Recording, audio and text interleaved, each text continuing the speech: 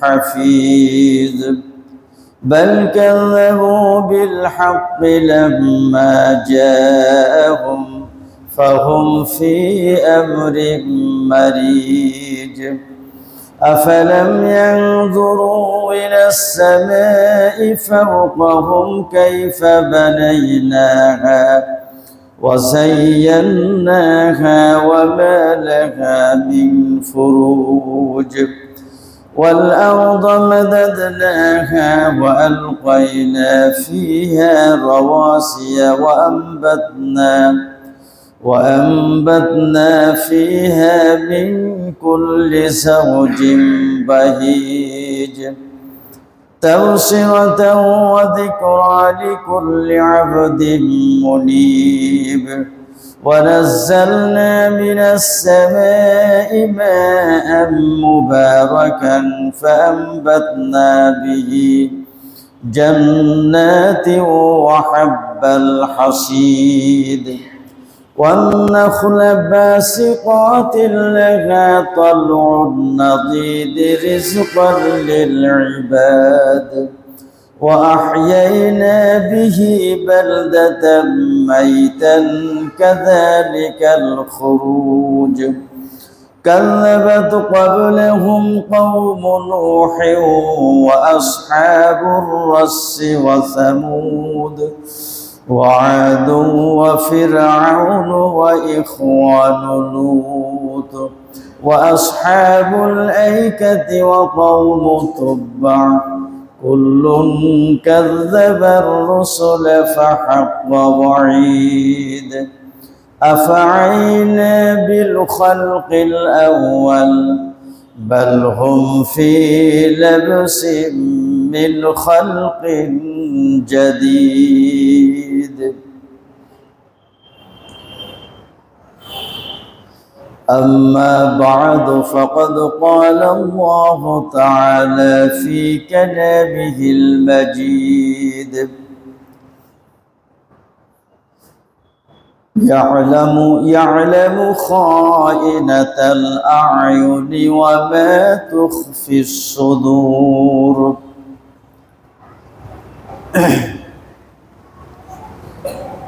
সমস্ত প্রশংসা আল্লাহ সুবহানাহু ওয়া তাআলার জন্য,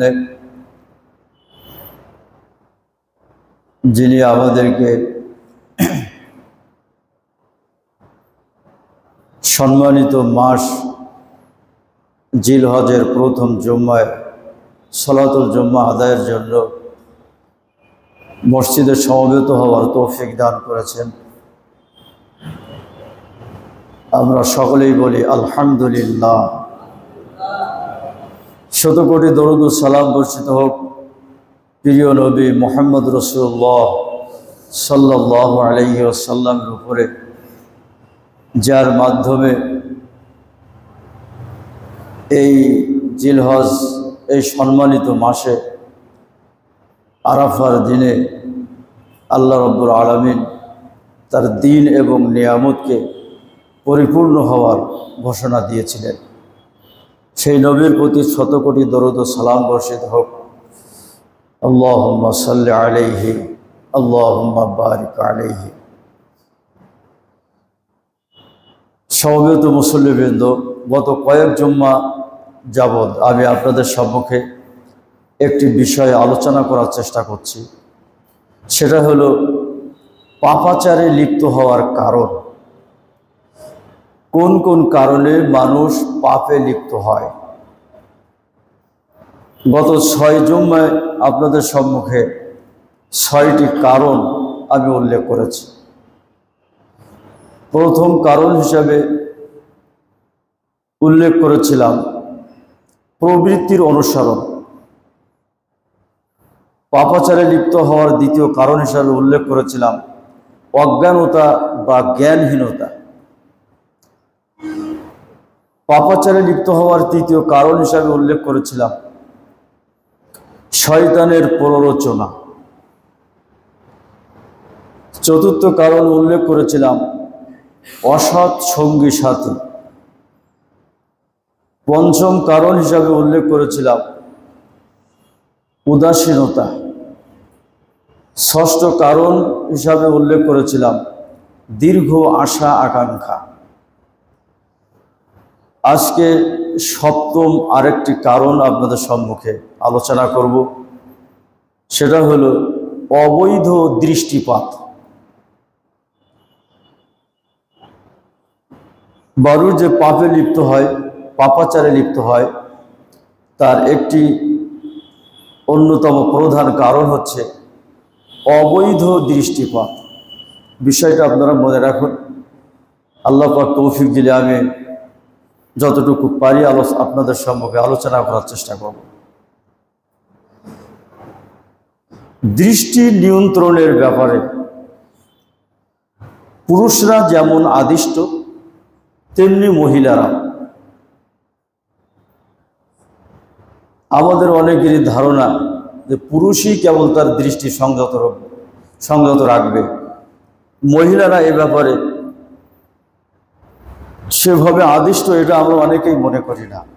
কিন্তু কোরআন মাজিদে আল্লাহ রাব্বুল আলামিন দৃষ্টি নিয়ন্ত্রণের ব্যাপারে পুরুষকে যেমন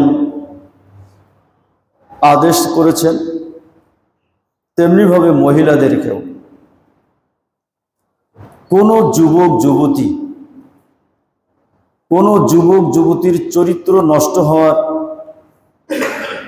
যতগুলি কারণ আছে, তার মধ্যে প্রধান কারণ হচ্ছে যত্রতত্র দৃষ্টি নিক্ষেপ।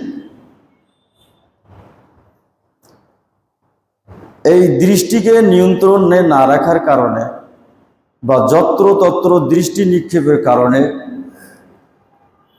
মানুষের দ্বারা নির্লজ্জ ফাহেসা বা ব্যভিচার সংগঠিত হয়ে থাকে, যেটা ব্যাপারে আল্লাহ তাআলা আমাদেরকে কঠোরভাবে নিষেধ করেছেন। আল্লাহ রাব্বুল আলামিন বলছেন সূরা আনআমের ভিতরে, ওয়ালা তাকরাবুল ফাওয়াহিশা মা যাহারা মিনহা ওয়া মা বাতান, তোমরা গোপন প্রকাশ্য অশ্লীলতার নিকটবর্তী হয়েও না।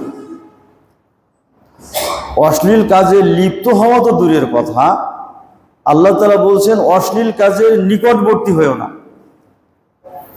আর এই অশ্লীল কাজ বলতে কি বোঝায়? কোরআন মাজিদের সূরা বানী ইসরাঈলের ভিতরে আল্লাহ তাআলা সেটা স্পষ্ট করে দিয়েছেন। আল্লাহ তাআলা বলছেন, ওয়ালা তাকরাবুজ জিনা ইন্নাহু কানা ফাহিশা, তোমরা জেনা বা ব্যভিচারের নিকটবর্তী হয়েও না। ব্যভিচারে লিপ্ত হওয়া তো অনেক দূরের কথা, ব্যভিচারের প্রতি আকৃষ্ট করে এমন কাজের দিকেও, এমন পরিবেশের দিকেও তোমরা যেও না। মানুষের লজ্জাস্থান বা যৌনাঙ্গ হেফাজতের ক্ষেত্রে কিছু কিছু জিনিস আছে যেগুলো বাধা হয়ে দাঁড়ায়। এই বাধা যদি সে উত্তরণ না করতে পারে, তাহলে সে কখনোই তার লজ্জাস্থানকে সে হেফাজত করতে পারবে না। সেই বাধাগুলি হলো ব্যভিচার সম্পর্কিত আলোচনা, অশ্লীল গান, গল্প, উপন্যাস বা কবিতা পড়ার নেশা, শয়তানের কুমন্ত্রণা, কুপ্রবৃত্তির অনুসরণ, দীর্ঘ আশা, দুনিয়ার প্রতি সীমাহীন আসক্তি, নিয়ন্ত্রণহীন সুখ ভোগ এবং সন্তান সন্ততির প্রতি অভিভাবকদের লাগাতার অবহেলা। মূলত এই জিনিসগুলো মানুষকে তার লজ্জাস্থান হেফাজতের ক্ষেত্রে বাধা সৃষ্টি করে। এইগুলো থেকে যদি বিরত না থাকা হয় বা এগুলো যদি পরিহার না করতে পারা যায়, তাহলে মানুষ তার দৃষ্টি এবং লজ্জা স্থানকে সে কখনোই নিয়ন্ত্রণ করতে পারবে না। এই জন্য আল্লাহ রাব্বুল আলামিন পুরুষ এবং মহিলা উভয়কেই তাদের লজ্জাস্থান হেফাজতের আগে নিজেদের দৃষ্টিকে সংযত রাখার নির্দেশ দিয়েছেন। কোরআন মাজিদ পড়ুন, সূরা নূর 30 এবং 31 নম্বর আয়াত। আল্লাহ রাব্বুল আলামিন সেখানে বলছেন, কুল্লিল মুমিনিনা ইয়াগুদ্দু মিন আবসারিহিম ওয়া ইয়াহফাযু ফুরুজাহুম যালিকা আযকা লাহুম। হে নবী, তুমি মুমিন পুরুষদেরকে বলে দাও তারা যেন তাদের দৃষ্টিকে অবনত রাখে, সংযত রাখে। ওয়া ইয়াহফাযু ফুরুজাহুম, এবং তাদের লজ্জাস্থানকে নিয়ন্ত্রণে রাখে, হেফাজতে রাখে। যালিকা আযকা লাহুম, এটাই তাদের জন্য পবিত্রতা, এইটাই তাদের জন্য পবিত্রতা। 31 নম্বর আয়াতে আল্লাহ তাআলা বলছেন, ওয়াকুল্লিল মুমিনাতি ইয়াগুযুযনা মিন আবসারিহিন্না ওয়া ইয়াহফাযনা ফুরুজাহুন্না। হে নবী, তুমি মুমিনা নারীদেরকে বলে দাও তারা যেন তাদের দৃষ্টিকে, তাদের চোখকে অবনত রাখে, সংযত রাখে। ওয়া ইয়াহফাযনা ফুরুজাহুন্না, এবং তাদের লজ্জাস্থানকে হেফাজত করে। ওয়ালা ইউবদিনা যিনাতাহুন্না ইল্লা মা যাহারা মিনহা, নারীদের যে অঙ্গগুলো স্বাভাবিকভাবে প্রকাশিত হয়ে থাকে সেইগুলো ব্যতীত তারা যেন তাদের আভরণ বা সৌন্দর্য প্রদর্শন করে না বেড়ায়। ওয়াল ইয়াযরিবনা বিখুমুরিহিন্না আলা জুয়ুবিহিন্না, আল্লাহ তাআলা বলছেন নারীরা যেন তাদের গিরিবা এবং বক্ষদেশ মাথার কাপড় বা চাদর বা ওড়না দিয়ে ওটা আবৃত করে রাখে। ওয়ালা ইউবদিনা যিনাতাহুন্না, এরপরে আল্লাহ তাআলা বলছেন তারা যেন ইল্লা লিবুলাতিহিন্না, তাদের স্বামী, আও আবাইহিন্না, তাদের পিতা, আও আবাই বুলাতিহিন্না, তাদের শ্বশুর, আও আবনাইহিন্না, তাদের পুত্র, আও আবনাই বুলাতিহিন্না, তাদের স্বামীর পুত্র, আও ইখওয়ানিহিন্না, তাদের ভ্রাতা, আও বানি ইখওয়ানিহিন্না, তাদের ভ্রাতুষ্পুত্র, আও বানি আখওয়াতিহিন্না, তাদের ভগ্নীপুত্র, আও বানি আখওয়াতিহিন্না, তাদের ভগ্নীপুত্র, আও নিসাইহিন্না, এবং তাদের আপন নারীগণ, আও মা মালাকাত আইমানুহুন্না, তাদের অধিকারভুক্ত দাসী, আবিত্তাবিঈনা গায়রি উলিল ইরবাতি মিনার রিজাল, এমন পুরুষ যার যৌন কামনা রহিত হয়ে গেছে, আবিত্তিফলিল্লাযীনা লাম ইয়াযহারু আলা আওরাতিন নিসা, এমন বালক যে নারীদের গোপন অঙ্গ সম্পর্কে তাদের এখনো জ্ঞান বা বুদ্ধি হয়নি, এইরকম বালক ব্যতীত তারা যেন তাদের আভরণ, তাদের সৌন্দর্য প্রকাশ না করে।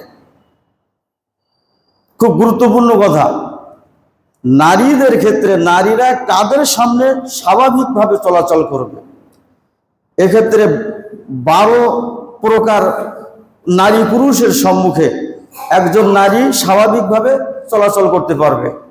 12 প্রকার। এই যে সূরা নূরের 28 নম্বর আয়াতে আল্লাহ পাক সেই কথা বলছেন যে 12 প্রকারের লোক কারা। প্রথম হলো স্বামী, দ্বিতীয় হলো পিতা,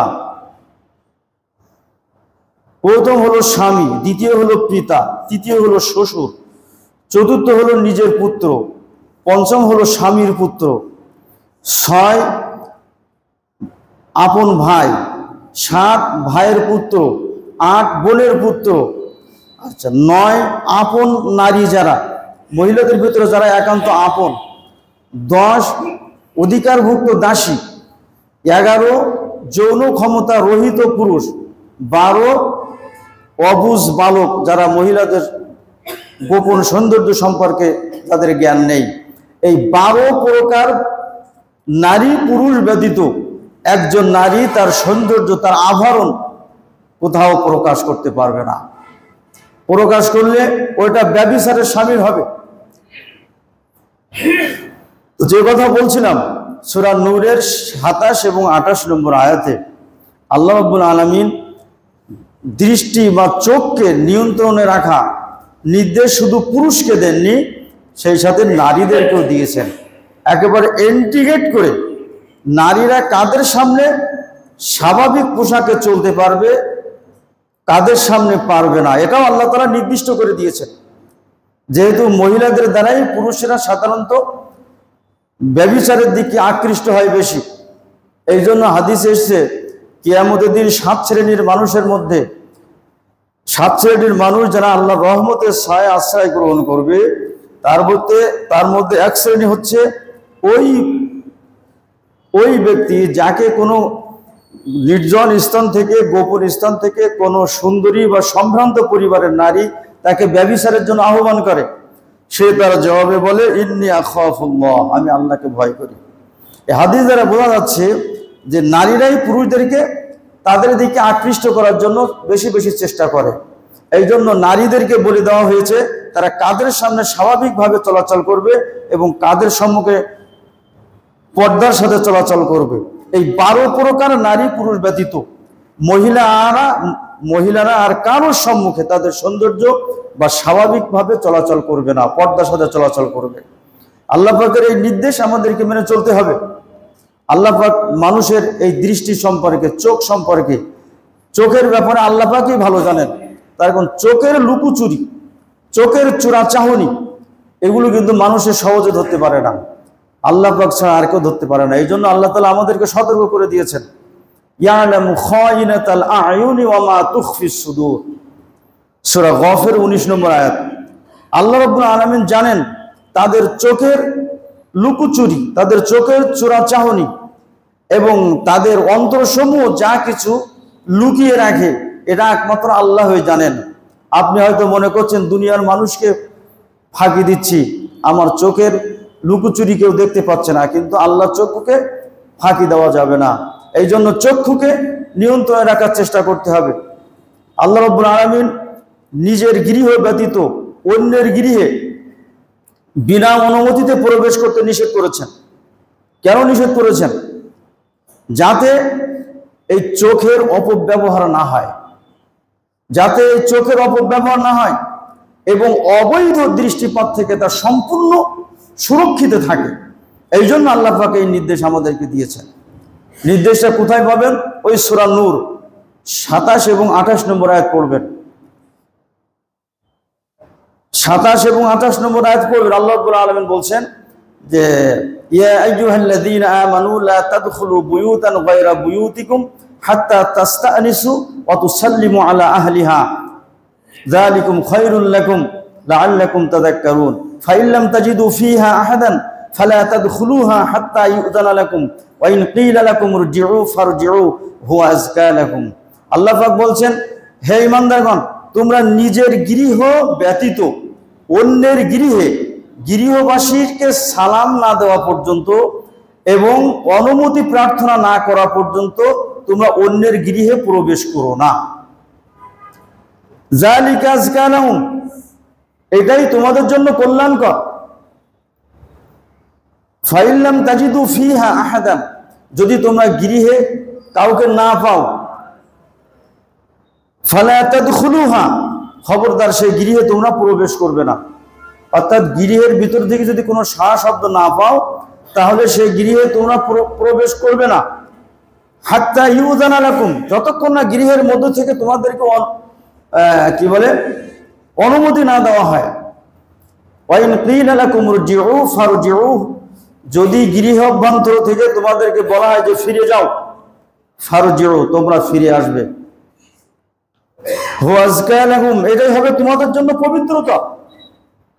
তাহলে অন্যের গৃহে প্রবেশে আল্লাহ পাক অনুমতি ছাড়া প্রবেশ করতে নিষেধ করেছেন, যাতে চোখের পবিত্রতা বজায় থাকে এবং দৃষ্টিপাতটা সম্পূর্ণ পবিত্র থাকে এবং সুরক্ষিত থাকে।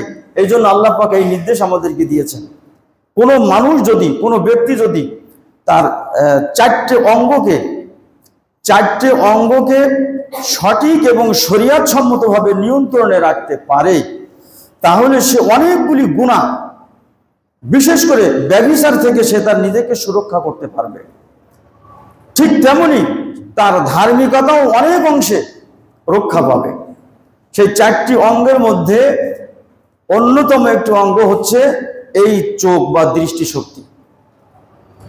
যদি কেউ দৃষ্টিকে নিয়ন্ত্রণে রাখতে পারে, তাহলে সে ব্যভিচার থেকেও নিজেকে মুক্ত রাখতে পারবে অনেক অংশে।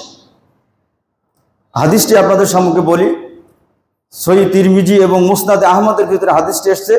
উবাদা ইবনে সামিত থেকে হাদিসটি বর্ণিত, যেখানে আল্লাহ রাসূল বলছেন, ইজমানু লি সিত্তাম মিন আনফুসিকুম আযমান লাকুমুল জান্নাহ।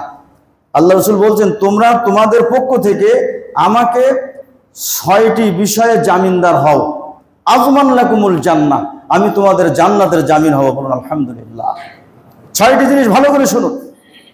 প্রথম হচ্ছে উসদুকু ইযা হাদ্দাসতুম, যখন তোমরা কথাবার্তা বলো সত্য কথা বলো।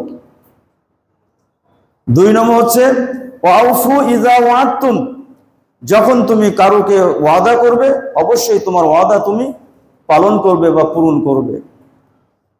3 ওয়া'আদু ইযা তুমিনতুম, যখন তোমার কাছে কোনো কিছু আমানত রাখা হবে অবশ্যই তুমি সে আমানত আদায় করবে। 4 ওয়াহফাজু ফুরুজাকুম, তোমাদের লজ্জাস্থানকে নিয়ন্ত্রণে রাখবে, হেফাজতে রাখবে। ওয়াহুযু আবসারাকুম, 5 তোমাদের দৃষ্টিকে সংযত রাখবে, দৃষ্টিকে অবনত করে রাখবে। 6 ওয়াকুফু আইদিয়াকুম, তোমাদের হস্তদ্বয়কে নিয়ন্ত্রণে রাখবে অন্যায় কাজ থেকে, পাপ কাজ থেকে। এই 6টি বিষয়ে জামিনদার হতে হবে। তার মধ্যে 4টি আছে আপনার অঙ্গ সম্পর্কিত। একটা হচ্ছে উসদুকু ইযা হাদ্দাসতুম, যখন কথাবার্তা বলবে সত্য কথা বলবে, অর্থাৎ তোমার জবানকে নিয়ন্ত্রণ করবে। 2 নম্বর হচ্ছে ওয়াহফাজু ফুরুজাকুম, তোমাদের লজ্জাস্থান হেফাজত করবে। 3 ওয়াগুযু আবসারাকুম, 4 হচ্ছে তোমাদের চক্ষুকে অবৈধ দৃষ্টিপাত হতে নিয়ন্ত্রণে রাখবে। তাহলে 4 নম্বরের একটা হচ্ছে চোখ, যেটা আজকে আমার বিষয়, পাপাচারে লিপ্ত হওয়ার একটা কারণ হচ্ছে অবৈধ দৃষ্টিপাত। আর 4 নম্বর হচ্ছে ওয়াকুফু আইদিয়াকুম, তোমাদের হস্তদ্বয়কে পাপ কাজ থেকে নিয়ন্ত্রণে রাখবে। এই 4টি অঙ্গ, জবান, মুখ, লজ্জাস্থান, চক্ষু, 2 হাত, এই 4টি অঙ্গকে যে ব্যক্তি নিয়ন্ত্রণে রাখতে পারবে আল্লাহ রাসূল বলছেন আমি তার জান্নাতের জামিনদার। বলুন আলহামদুলিল্লাহ। অতএব চক্ষুকে অবশ্যই নিয়ন্ত্রণে রাখতে হবে, অবৈধ দৃষ্টিপাত থেকে অবশ্যই চক্ষুকে হেফাজত করার চেষ্টা করতে হবে। কোনো হারাম জিনিসের প্রতি যদি আমার দৃষ্টি পড়ে যায় সাথে সাথে দৃষ্টি ফিরিয়ে নিতে হবে, সাথে সাথে আমার দৃষ্টি ফিরিয়ে নিতে হবে। দ্বিতীয়বার কিংবা এক দৃশ্যে কিংবা অপলক নেত্রে সেদিকে তাকিয়ে থাকা যাবে না। আমাদের কিন্তু অনেকে আসে না, যাক খুতবার ভিতরে ও সমস্ত কথা আমি আনতে চাই না। আমাদের অনেকের দৃষ্টি আছে, দৃষ্টি লুকোচুরি তো বোঝা খুব মুশকিল। কোন সুন্দরী নারী বা অনুরূপ কিছু দেখলে আমাদের দৃষ্টি আর সেদিক থেকে ফিরে আসতে চায় না। সবার কথা বলছি না, কিছু মানুষ আছে। এক্ষেত্রে দৃষ্টিকে নিয়ন্ত্রণ করতে হবে। কোন হারাম জিনিসের প্রতি দৃষ্টিপাত হওয়ার সাথে সাথে সেটাকে ফিরিয়ে নিতে হবে। দ্বিতীয়বার অপলক নেত্রে বা এক দৃশ্যে সেদিকে তাকিয়ে থাকা যাবে না, তাকিয়ে থাকা যাবে না। আল্লাহ রাসূল আলী রাদিয়াল্লাহু তাআলা আনহুকে একদিন উপদেশ দিচ্ছেন, দিতে গিয়ে বলছেন ইয়া আলী লা তুতবি'ন নাজরাতান নাজরা ফাইন্না লাকাল উলা ওয়া লাইসাত লাকাল আখিরাহ। হে আলী, কোন বেগানা নারীকে একবার দেখার পরে দ্বিতীয়বার দেখবে না। ফাইন্না লাকাল উলা, তোমার জন্য প্রথমবার অনুমতি আছে। চলতে গিয়ে হঠাৎ সামনে একটা কিছু পড়লো, ধরেন একটা সুন্দরী নারী আপনার সামনে পড়ে গেল, হঠাৎ তার দিকে নজর যাওয়াটাই স্বাভাবিক। এই প্রথম দৃষ্টির অনুমতি আছে। আল্লাহ রাসূল বলছেন দ্বিতীয়বার নয়। ফাইন্না লাকাল উলা, তোমার জন্য প্রথমবারের অনুমতি আছে। ওয়ালাইসাত লাকাল আখিরাহ, কিন্তু দ্বিতীয়বারের অনুমতি নেই। দ্বিতীয়বারের সেদিকে তাকানো যাবে না, সাথে সাথে দৃষ্টিকে নিজের নিয়ন্ত্রণের ভিতরে আনতে হবে। তা না হলে চোখ দিয়ে যখন আমি দ্বিতীয়বার তৃতীয়বার দেখতে যাব তখন চোখের জেনা হবে, সাথে সাথে অন্তরের জেনা হবে। এই জন্য হাদিসে এসেছে আল্লাহ রাসূল বলেছেন যে আদম সন্তানের জন্য তার তাকদিরে জেনার অংশ যতটুকু আল্লাহ তাআলা নির্ধারণ করেছেন সে অবশ্যই ততটুকু পাবে। কেমন? মুখের জেনা, চোখের জেনা হলো দেখা। আমি হাদিসের বাংলাটা বলছি, আরবি দিয়ে গেলে সময় শেষ হয়ে আসছে। চোখের জেনা হলো দেখা, কানের জেনা হলো যৌন উদ্দীপক কথাবার্তা শোনা, মুখের জেনা হচ্ছে আবেগ উদ্দীপ্ত কথাবার্তা বলা, হাতের জেনা হলো বেগানা নারীকে খারাপ উদ্দেশ্যে স্পর্শ করা, পায়ের জেনা হচ্ছে ব্যভিচারের জন্য ধাবমান হওয়া, অগ্রসর হওয়া, আর মনের জেনা হচ্ছে চাওয়া বা আকাঙ্ক্ষা করা, আর যৌনাঙ্গ বা লজ্জাস্থান সেটাকে সত্য বা মিথ্যায় পরিণত করে। তাহলে চোখ দিয়ে যদি আমি দেখি, হাত দিয়ে যদি ধরি, অন্তরে কল্পনা করি, এটাও জেনার অংশ, যদিও সেটা চূড়ান্ত জেনা নয়। চূড়ান্ত জেনা হচ্ছে মানুষ যখন মানুষের লজ্জাস্থান যখন সেটাকে সত্য বা মিথ্যায় পরিণত করবে, সেইটাই হবে চূড়ান্ত জেনা। অতএব চক্ষুকে, কর্ণকে, অন্তরকে, হাতকে অবশ্যই আমাদেরকে নিয়ন্ত্রণে রাখতে হবে, তা না হলে নাজাতের কোনো পথ আমাদের নেই। এইগুলো হচ্ছে পাপাচারে লিপ্ত হওয়ার মূল কারণ। তার মধ্যে দৃষ্টি হচ্ছে সকল অঘটনের মূল। দৃষ্টি হচ্ছে সকল অঘটনের মূল। কেননা সে কোনো কিছু দেখলেই তা মনের ভিতরে স্থান করে নেয়।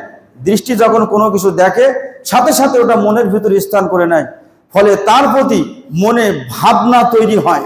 আর এই ভাবনা থেকেই সেটা পাওয়ার জন্য মনের মধ্যে কামনা এবং বাসনার জন্মে।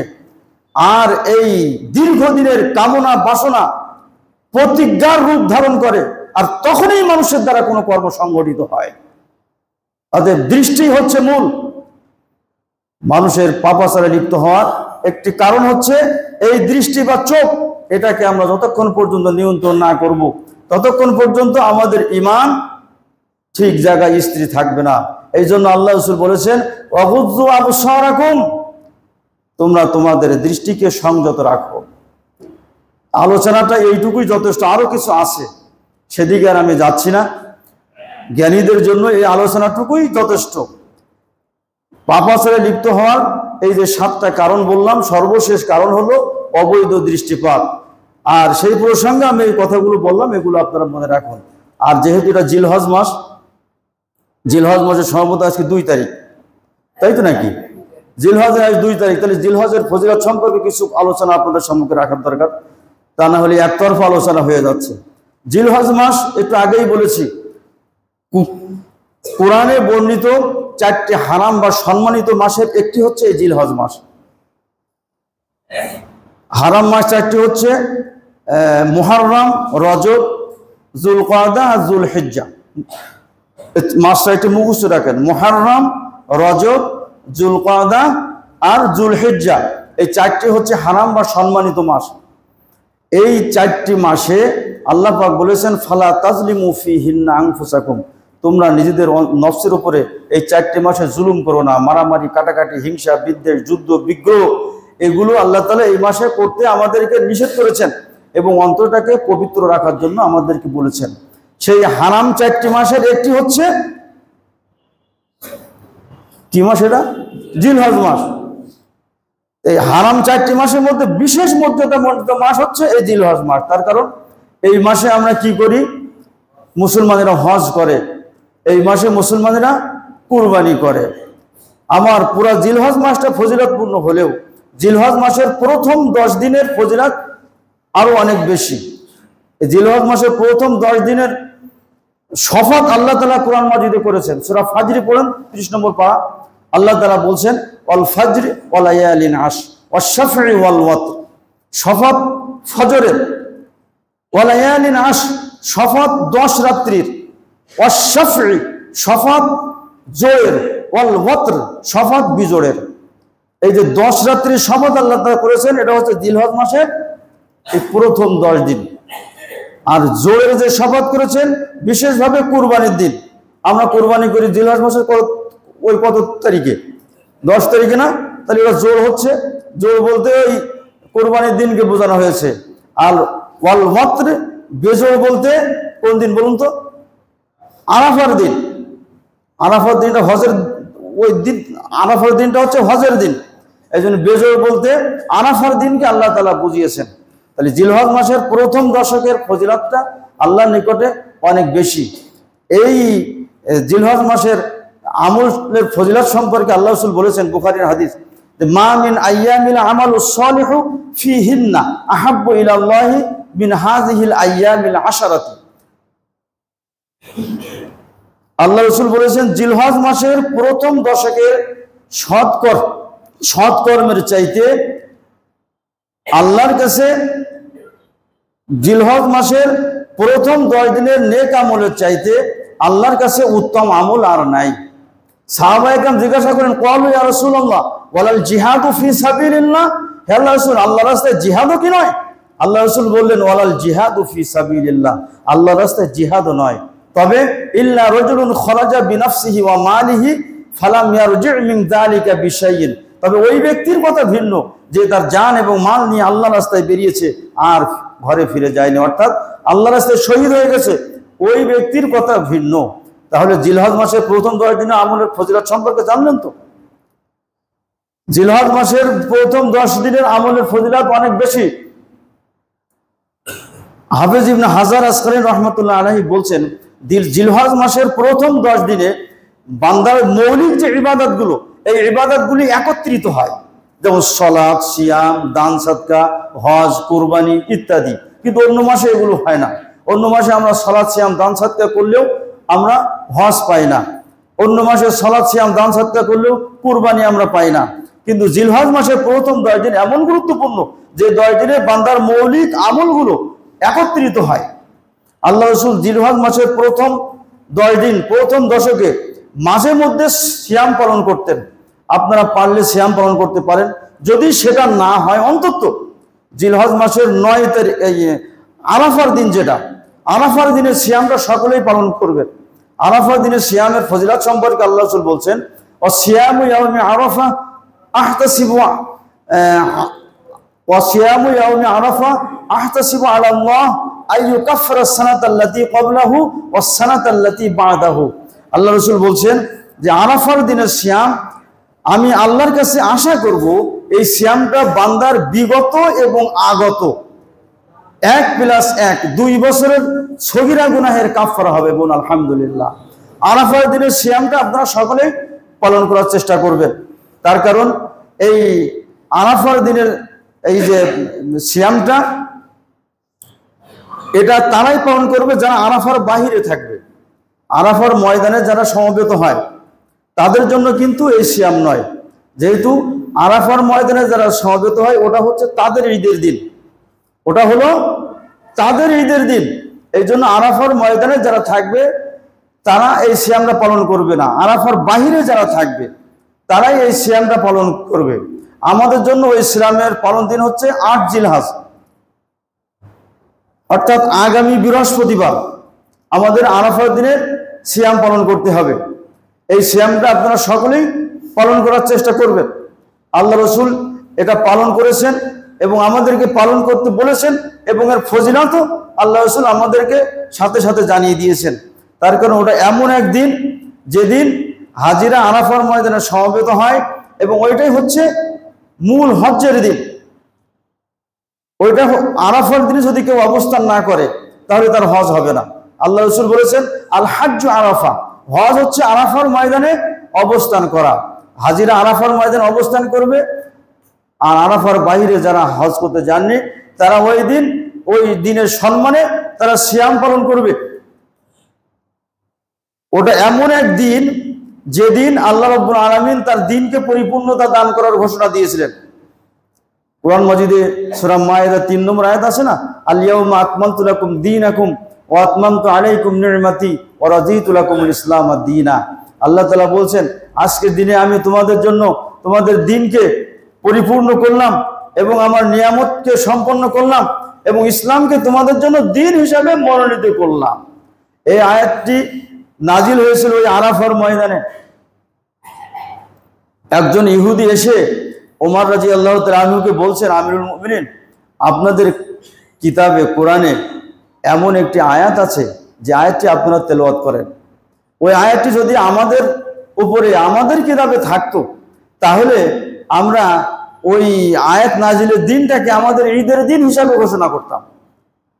তখন ওমর রাদিয়াল্লাহু তাআলা আনহু জিজ্ঞাসা করছেন কোন আয়াত, তখন তিনি তেলাওয়াত করে শোনালেন ওই যে আল ইয়াউমা আকমালতু লাকুম দীনাকুম, এই আয়াতটি তেলাওয়াত করে ওই শোনালেন যেদিন আল্লাহ তাআলা তার দ্বীনকে পূর্ণ করার ঘোষণা দিয়েছিলেন।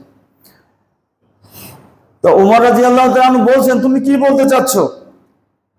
ওই আয়াতটা যেদিন নাজিল হয় ওই দিন আমাদের জন্য 2 ঈদ একসাথে সমবেত হয়েছিল। এক হচ্ছে আরাফার দিন আর একটা হলো জুম্মার দিন, দুই ঈদের দিনে ওই আয়াতটি নাজিল হয়েছে, তোমরা আলাদাভাবে ঈদ পালন করবে। মানে যেহেতু হাদিসে এসেছে, আল্লাহ রাসূল বলছেন ইয়াউমু আরাফা ওয়া ইয়াউমুন নাহর ওয়া আইয়ামুত তাশরিক ওয়া ফি রিওয়ায়াতিন ওয়া ইয়াউমুল জুমআহ ঈদুনা আহলিল ইসলাম। আল্লাহ রাসূল বলছেন আরাফার দিন, কুরবানির দিন, আইয়ামে তাশরিকের 3 দিন এবং জুম্মার দিন, এগুলো হচ্ছে মুসলমানদের ঈদের দিন। বলুন আলহামদুলিল্লাহ। অতএব ওই আরাফার দিন এক ঈদ, জুম্মার দিন আর এক ঈদ, এই দুই ঈদের দিনে আল্লাহ তাআলা এই আয়াতটি আমাদের রাসূলের উপরে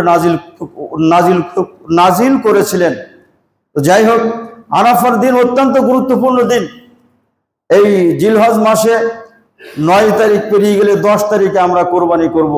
একটি হাদিসে আসে, আল্লাহ রাসূল বলছেন যে ঈদুল আজহার দিন এই যে কোরবানি করে রক্ত প্রবাহিত করাচ্ছে নেক আমল আল্লাহর কাছে আর নাই। বান্দা যে কোরবানি করবে, এই কোরবানির গোশত, হাড্ডি, এইগুলো নিয়ে বান্দা আল্লাহর কাছে উঠবে। এই জন্য যারা কোরবানি দেওয়ার ইরাদা করবে, আল্লাহ রাসূল বলছেন যে ইজা দাখালাল আশরু ওয়া আরাদা বা'যুকুম আইয়ুদাহিয়া ফালা ইয়ামুসসা মিন শিরিহি ওয়া আযফারিহি শাইআ, রাওয়াহু মুসলিম। আল্লাহ রাসূল বলছেন তোমাদের মধ্যে যে ব্যক্তি কুরবানি দেওয়ার ইরাদা রাখে, সে যেন জিলহজ মাসে চাঁদ ওঠার পরে কুরবানি সম্পন্ন করা পর্যন্ত সহসা চুল এবং নখ কর্তন না করে। কুরবানি দেওয়ার পরে তারপরে চুল এবং নখ কর্তন করবে। যদি 10 জিলহজ কুরবানি না দিয়ে আইয়ামে তাশরিকের 3 দিনও তো কুরবানি করা যায়, অর্থাৎ 11, 12, 13 জিলহজ পর্যন্ত কুরবানি করা যায়। কোনো ব্যক্তি যদি কোনো কারণে আইয়ামে তাশরিকের শেষ দিন 13 তারিখেও কুরবানি করে, তাহলে ওই 13 তারিখেই তার নখ এবং চুল কর্তন করবে, এর আগে নয়। আর যাদের কুরবানি দেওয়ার সামর্থ্য নেই, আল্লাহ রাসূল বলছেন তারা যদি নেকির আশায় তাদের চুল নখ কর্তন থেকে ঈদের সালাতের পরে কর্তন করে, তো তারাও ওই কুরবানির সব আল্লাহ তাআলা তাদের আমলনামা লিখে দেবেন। বলুন আলহামদুলিল্লাহ। যাই হোক, প্রথম কথা হচ্ছে আল্লাহ পাক আমাদের দৃষ্টিকে নিয়ন্ত্রণ করার তৌফিক দান করুন এবং আমাদের সালাত, আমাদের সিয়াম, আমাদের কুরবানি এবং যাবতীয় নেক আমলগুলি আল্লাহ তাআলা আমাদের পক্ষ থেকে কবুল করুন। আমরা সকলেই বলি আল্লাহুম্মা আমিন। আল্লাহ পাক নেক কাজগুলিকে আল্লাহ তাআলা নেক কাজগুলির প্রতি আমাদের অন্তরের ভালোবাসা এবং আকর্ষণ সৃষ্টি করে দিন এবং মন্দ কাজগুলির প্রতি আমাদের অন্তরের ঘৃণা এবং বিদ্বেষ সৃষ্টি করে দিন এবং নেক আমলের প্রতি আমাদের মনোযোগ এবং দৈহিক শক্তি আল্লাহ পাক দান করুন। আমরা সকলেই বলি আল্লাহুম্মা আমিন। আকুলু কওলি হাযা ওয়াস্তাগফিরুল্লাহ লি ওয়া লাকুম ওয়া লিসাইরিল মুসলিমিন। বারাকাল্লাহু লানা ওয়া লাকুম ফিল কুরআনিল আযীম ওয়া নাফা'না ওয়া ইয়্যাকুম বিল আয়াতি ওয়াদ যিকরিল হাকীম। ইন্নাহু তাআলা জাওয়াদুন কারীমুন মালিকুম বারুর রাউফুর রাহিম।